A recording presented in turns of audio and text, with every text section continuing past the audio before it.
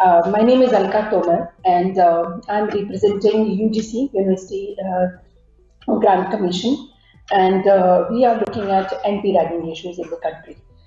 Our organization is called Center for Youth, and we are the national monitoring agency for anti-ragging issues in the country. And when the anti-ragging issues, you all are aware that we have a regulation of UGC which was framed in 2009 on curbing the menace of ragging in the country. Now, we as an organization and as the responsibility for looking at ragging issues in the country, majorly we look at how many complaints we are receiving, one aspect. Second aspect is the affidavit provision, because as part of the regulation there are tasks. So one part is the complaint, second is affidavit, and third important part is the compliances. Now why I'm specifying three important tasks, because as the very important initiative you have taken for as a national task force, we need to look at how do we integrate this in your system. And having said so, the most important part here is in ragging issues when we look at the data, because as monitoring agency, we look at the data, we analyze the data, and medical institutes are among the top institutes where the raggings are happening. That's the data time and again. It's coming, it's one, and Supreme Court has taken views on it, and the Parliament, in Parliament questions also have taken views on it. So now the task, the two aspects of the ragging that obviously is very high. 30% of the entire ragging in country is happening in the medical institutes, 30% on an average. So this is, I think, somewhere we need to look at how do we institutionalize the regulations of UGC into your mechanism, especially in the task force recommendation. Second is the suicide, because even one life that is lost, and I'm talking about ragging, is something not acceptable and should not happen. And if it's happening, it means somewhere the system is failing us and we are failing them. So, this is, and as UGC, as Center for Youth, as a monitoring agency, we take it very, very seriously. And we expect National Medical Commission also to come together and we look at together what kind of ways and means we need to find out. And in fact, ma'am, if we can have a meeting jointly, separately, and we can discuss it further. But coming back to the task force and the three aspects that I'm talking about, the complaints, and one of the doctor who has presented me before this mentioned about that ragging, there has to be a system where directly you can reach out if there are issues. So, and just for your information, and national, we run a helpline, which is a 24/7 helpline in India, in South Campus UGC, and anybody can call up and file the complaint. We have very systematic processes to follow, and within 30 minutes, the complaint gets escalated to the highest topmost level.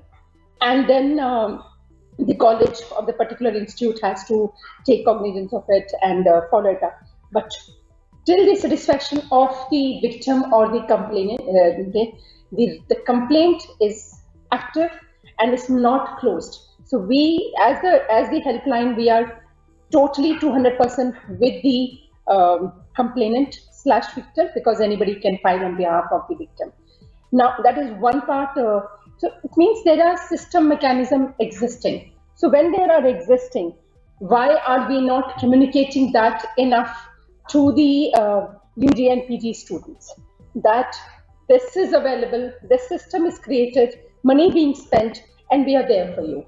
So that's, I think, a very, very important point we want to make to you that, and submit to you, that please communicate about this to everybody. We get a lot of calls. There's a national emergency helpline number, our number, all numbers are available and totally active. So it's not like that, you call up helpline, nobody's picking up. And there's an emergency number, mobile number, call us, we are there. But that's one aspect. I think somewhere, despite presenting data to you people, the ragging number of cases and suicidal cases are still there. it means we need to, as task force, and we will love to hear in terms of what kind of information, what is mainly your findings are, the number of suicide, how many are basically ascertained to the ragging. But if they're there, we need to want to work with you to make sure that they are not happening. That's one, the complaint part of it. Second part of it is the compliances. Now, compliances is for the medical institutes, the colleges, universities. So there are 39 to 40 compliances each institute, as part of the regulation, need to adhere to.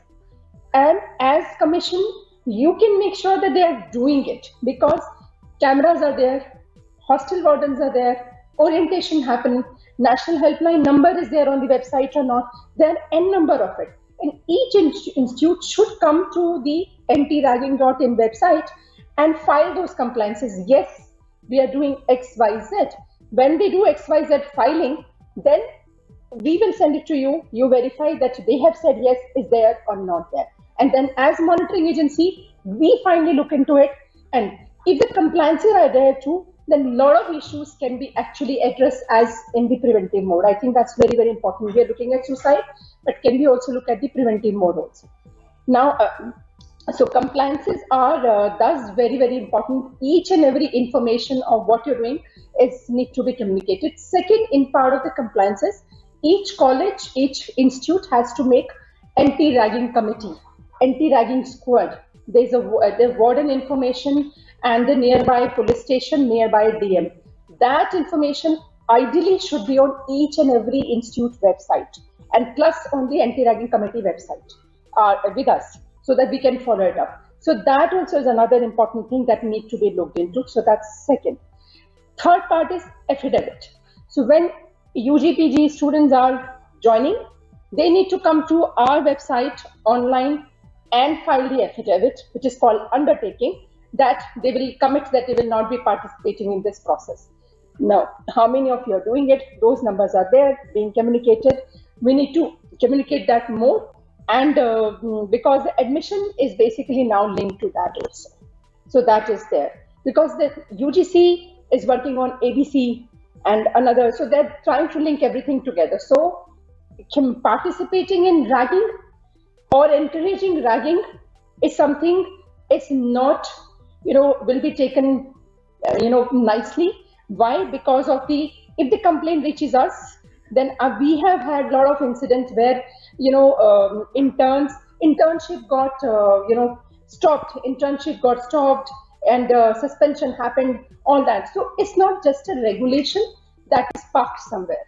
It is something very is there, and it impacts life, especially who are, accused, who are involved in ragging. So I think most important, just to sum up, that we need to look at, maybe we need to have another meeting. We are looking forward to your task force recommendations, how we can integrate it, and from 30% ragging and 7 to 8 suicidal right now, whatever is reported to us in last 2 years because of ragging, should not happen.